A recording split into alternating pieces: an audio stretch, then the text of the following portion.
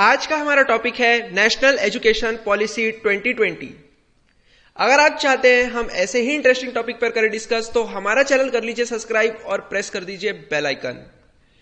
तो रिसेंटली आपने ये सुन ही लिया होगा कि जो यूनियन कैबिनेट है इसने न्यू नेशनल एजुकेशन पॉलिसी 2020 को इंट्रोड्यूस कर दिया है, जिससे काफी हद तक जो इंडियन एजुकेशन सिस्टम है ये चेंज हो जाएगा, ना सिर्फ स्कूल लेवल पर कॉलेज लेवल पर भी। अब ये जो नेशनल एजुकेशन पॉलिसी है 2020, इसका एम है कि इंडिया को एक ग्लोबल नॉलेज सुपर पावर बनाया जाए, यानी कि जो इंडिया का एजुकेशन सिस्टम है वो इंटरनेशनल एजुकेशन सिस्टम को अब compete करेगा। इसके बाद जो कैबिनेट है इसने मिनिस्ट्री ऑफ रिसोर्स डेवलपमेंट का नाम रख दिया है मिनिस्ट्री ऑफ एजुकेशन। अब ये जो नेशनल एजुकेशन पॉलिसी है इसमें ये थर्ड सबसे मेजर चेंज आया है। पहले जो मेजर चेंजेस आए थे ये आए थे 1968 और 1986 में। तो अब हम फोकस करते हैं की पॉइंट्स पर। की पॉइंट्स में हम ये देखेंगे कि किस किस लेवल पर हमको क्या क्या चेंजेस आगे आने वाले फ्यूचर में देखने को मिलेंगे। तो सबसे पहले हम बात करते हैं स्कूल एजुकेशन की। तो यहां पे आपको 100% ग्रॉस एनरोलमेंट रेशो देखने मिलेगा, जो गवर्नमेंट का एम है कि इस एम को 2030 तक अचीव कर लिया जाएगा। अब ये जो ग्रॉस एनरोलमेंट रेशो है ये क्या होता है, इसको समझते हैं कि अगर आपके सोसाइटी में मान लीजिए 100 बच्चे हैं और अगर 100 बच्चों में से 100 बच्चे एडमिशन लेते हैं प्री स्कूल या सेकेंडरी लेवल पे, तो यानी कि जो ग्रॉस एनरोलमेंट रेशो है वो 100% है, यानी कि 100 बच्चों में से 100 बच्चों ने एडमिशन ले लिया है। इससे होगा ये कि जो 2 करोड़ बच्चे हैं जो स्कूली एजुकेशन से वंचित है उनको मेन स्ट्रीम के साथ जुड़ने का मौका मिलेगा। अब इसके बाद जो सबसे बड़ा मेजर चेंज आपको देखने मिलेगा एजुकेशन सिस्टम में वो ये है कि जो 10+2 का सिस्टम था वो 5+3+3+4 के सिस्टम से रिप्लेस कर दिया गया है। अब आप सोच रहे होंगे कि पहले जो एजुकेशन था वो 10+2 मतलब सिर्फ 12 साल का था और अब ये 15 साल का हो गया है। तो ऐसा नहीं है, हम आगे इसको स्लाइड्स में डिस्कस करेंगे। तो जो 5 है यहां पे बच्चे की एज होगी 3 से लेके 8 साल तक, और जो 3 है यहाँ पे 8 से लेके 11 साल, उसके बाद 3 यहाँ पे 11 से लेके 14 साल और 4 पे 14 से लेके 18 साल। अब वहां पे जो हम देख रहे थे जो एजुकेशन सिस्टम है वो 15 साल का हो गया है। असल में उसमें हुआ बस इतना है कि जो आंगनवाड़ी और प्री स्कूलिंग का जो पीरियड था जिसको मेन एजुकेशन सिस्टम से अलग रखा गया था उसको अब मेन स्ट्रीम के साथ जोड़ दिया गया है, क्योंकि ये देखा जो 3 से 6 साल के बच्चे होते हैं ये काफी ज्यादा क्रूशियल स्टेज होता है बच्चे के माइंड डेवलपमेंट का। इसके बाद जो मेजर चेंज देखने मिलेगा वो ये है कि जो 10th और 12th के बोर्ड एग्जाम थे ये काफी ज्यादा आसान कर दिए गए हैं। यहां पर अब रट्टाफिकेशन को हटा दिया गया है, यानी कि जो आपका हिस्ट्री का एग्जाम होता था वहां पे ये देखा जाता था कि जो आपका आंसर है ये काफी ज्यादा टेक्स्ट बुक से मिलता जुलता हो तभी आपको नंबर मिलेंगे, बट अब ऐसा नहीं है, रट्टाफिकेशन को हटा दिया गया है। जबकि अब बच्चे का जो एक्चुअल नॉलेज है उसको टेस्ट किया जाएगा और जो बोर्ड एग्जाम है वो भी वो 2 बार दे सकता है।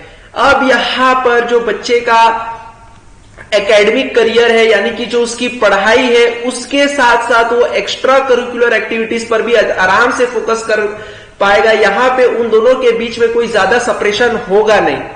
इसके अलावा 6th क्लास के बाद जो बच्चा है वो वोकेशनल एजुकेशन कर पाएगा, यानी कि जो आपके एरिया में मान लीजिए प्लम्बर है या फिर कोई इलेक्ट्रिशियन है उसके पास जाके एक बच्चा एज एन इंटर्नशिप ट्रेनिंग ले सकता है 10 दिन की।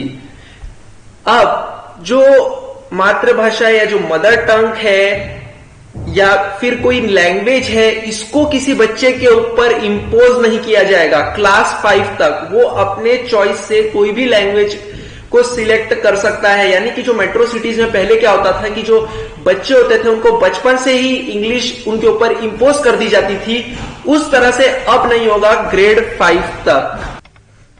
अब एक स्टूडेंट का 360 डिग्री प्रोग्रेस कार्ड बनाया जाएगा, यानी कि वो स्टूडेंट क्या सोचता है वो उसके रिपोर्ट कार्ड में मेंशन होगा, उसके दोस्त उसके बारे में क्या सोचते हैं वो मेंशन होगा, उसके बाद उसके टीचर्स उसके बारे में क्या सोचते हैं वो उसके प्रोग्रेस कार्ड पे मेंशन्ड होगा। इसके बाद जो टीचर्स है, जो टीचर्स सिलेक्ट होंगे इन स्टूडेंट्स को पढ़ाने के लिए, वो 2030 तक उनका minimum qualification 4 year integrated BEd degree उन टीचर्स के पास होनी चाहिए, तभी वो मिनिमम एक टीचर बनने के लिए क्वालिफाई कर पाएंगे। यहां पर आप चार्ट के थ्रू देख सकते हैं कि क्या एग्जिस्टिंग एकेडमिक स्ट्रक्चर था और ये न्यू एकेडमिक स्ट्रक्चर कैसा है।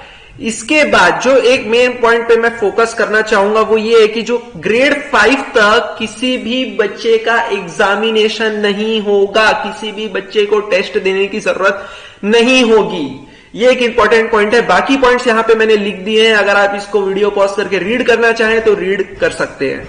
अब जो हायर एजुकेशन है इसमें हमको क्या चेंजेस देखने मिलेंगे इसके बारे में हम बात करते हैं। तो जो ग्रॉस एनरोलमेंट रेशो है वो 50% हो जाएगा 2035 तक हायर एजुकेशन के लिए। यानी कि जो आपके सोसाइटी में 100 बच्चे हैं उनमें से 50% बच्चों को हायर एजुकेशन मिल पाएगा।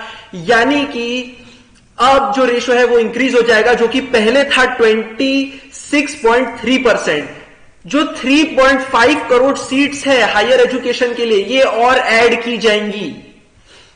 जो अंडर ग्रेजुएट एजुकेशन है जो 4 साल का होता था, अब वो आप 3 साल या 4 साल depending upon your situation and your college, वो आपको किस ईयर में प्लेसमेंट देना चाहती है वो दे सकती है। इसके बाद जो पीएचडी लेवल और जो पोस्ट ग्रेजुएट एजुकेशन होते थे, यहां पे काफी ज्यादा फोकस किया जाता था सिर्फ स्टडी पर और रिसर्च पर, बट अब इसको एक एजुकेशन सिस्टम ऐसा बनाया जाएगा जहां पे आप एक्स्ट्रा करिकुलर एक्टिविटीज को भी फोकस कर पाएंगे। यानी कि अगर आपका इंटरेस्ट है म्यूजिक पर तो आप वहां पर भी अपना जो इंटरेस्ट है उसको कायम कर सकते हैं। इसके बाद एक बैंक बनाया जाएगा, हर एक स्टूडेंट का एक बैंक बनाया जाएगा। अगर वो कोई भी एक टास्क कंप्लीट करता है उसको पॉइंट्स दिए जाएंगे हायर एजुकेशन में और वो पॉइंट्स को इन बैंक्स पर स्टोर किया जाएगा। अब ये जो मल्टी डिसिप्लिनरी एजुकेशन सिस्टम है इसमें काफी ज्यादा रिसर्च चालू है आईआईएम्स में, तो ये देखने वाली बात होगी कि इसका क्या मॉडल निकल के सामने आता है। एक नेशनल रिसर्च फाउंडेशन बनाया जाएगा। ये एक बॉडी होगी जो रिसर्च पर फोकस करेगी। यानी कि होता ये है कि अगर आपको कुछ रिसर्च करना है, आपको जो इन्वेस्टमेंट है वो चाहिए, तो आप यहां पे जा सकते हैं नेशनल रिसर्च फाउंडेशन पे, जहां पे रिसर्च में काफी ज्यादा फोकस किया जाएगा हायर एजुकेशन में। अब जो हायर एजुकेशन है यहां पे जो प्राइवेट और गवर्नमेंट सेक्टर होता है, इनका जो गैप है उसको फिल किया जाएगा वेरियस डिफरेंट इंस्टीट्यूशंस के द्वारा। इस स्लाइड में मैंने काफी ज्यादा समराइज कर दिया है पॉइंट्स को, आप इन पॉइंट्स को आराम से रीड कर सकते हैं वीडियो पॉज करके। जो कॉलेजेस होते हैं ये ग्रेड्स में डिवाइडेड होते हैं। आपका कॉलेज ए ग्रेड का है, बी ग्रेड का है, सी ग्रेड का है, इस टाइप से ग्रेडिंग होती है कॉलेजेस की। अगर मान लीजिए आपका कॉलेज बी ग्रेड का है, अब उसको गवर्नमेंट कहती है कि आपको 15 साल के अंदर अपने कॉलेज को ए ग्रेड लेवल तक लेके जाना है। अगर कॉलेज 15 साल में ऐसा करने में असक्षम होती है तो उसका जो एफिलिएशन है वो छीन लिया जाएगा उस कॉलेज का। इसके बाद जो और चेंजेस हमको देखने मिलेंगे, इसके अलावा एक फोरम बनाया जाएगा जहां पे टेक्नोलॉजी एक्सचेंज, असेसमेंट, प्लानिंग और एडमिनिस्ट्रेशन करना आसान होगा। एक परख नाम का जो नेशनल असेसमेंट सेंटर है वो बनाया जाएगा, जहां पे स्टूडेंट्स को एनालाइज किया जाएगा, उनको उनकी एबिलिटीज बताई जाएगी। इसके बाद ये काफी ज्यादा हेल्प करेगा फॉरेन यूनिवर्सिटीज को इंडिया में कैंपस स्टैब्लिश करने के लिए। जो नेशनल इंस्टीट्यूट है पाली, पर्शियन और प्राकृत, ये बनाए जाएंगे। इंडियन इंस्टीट्यूट ऑफ ट्रांसलेशन, इनको बनाया जाएगा। इसके बाद एक सबसे बड़ा जो एम है, जो एजुकेशनल सेक्टर का जीडीपी है उसको 6% तक लेके जाया जाएगा। यानी कि जो इंडिया का भी करेंट जो जीडीपी है 4.6, इसको इंक्रीज किया जाएगा 6% तक। अभी जो स्लाइड्स में हमने पॉइंट्स कवर किए उसको यहां पे मैं समराइज कर दिया हूं। आप यहां पे देख सकते हैं जो पिछड़ा वर्ग है, एससी, एसटी, ओबीसी, जो इकोनॉमिकली बहुत डाउन होते हैं, इनको भी सपोर्ट किया जाएगा। तो एजुकेशनल सिस्टम है, इससे अब हम क्या क्या उम्मीद कर सकते हैं? इससे हम ये उम्मीद कर सकते हैं कि काफी ज्यादा जो रिसर्च है हमको आने वाले टाइम में देखने मिलेगी। काफी ज्यादा रिसर्च पर फोकस होगा इस एजुकेशन सिस्टम से। चाइल्ड को एकदम बेसिक स्टेज से बहुत ज्यादा कॉग्निटिव जो उसका मेंटल स्किल्स है उनको डेवलप किया जाएगा। ना सिर्फ मेंटल स्किल बट सोशली और फिजिकल अवेयरनेस भी उसको होनी चाहिए, इस पर फोकस किया जाएगा, जिससे कि ट्रू विजन और जो इंडिया का एजुकेशन सिस्टम है इसको एक बहुत ज्यादा पावर दी जाए। अब मुझे जो ये एजुकेशनल सिस्टम है ये काफी ज्यादा अच्छा लगा, ये काफी ज्यादा इनोवेटिव लगा और ये काफी ज्यादा स्टूडेंट को रिलैक्स करने के साथ साथ उसके स्किल्स इंप्रूव करने वाला लगा। अगर आपको भी ऐसा लगा तो हमारे कमेंट सेक्शन में जरूर बताइए और अपना ओपिनियन भी बताइए कि इसमें और क्या चीजें होनी चाहिए थी। अगर आपको अच्छा लगा हमारा वीडियो तो हमारे चैनल को कर लीजिए सब्सक्राइब और प्रेस कर दीजिए बेल आइकन। Thank you.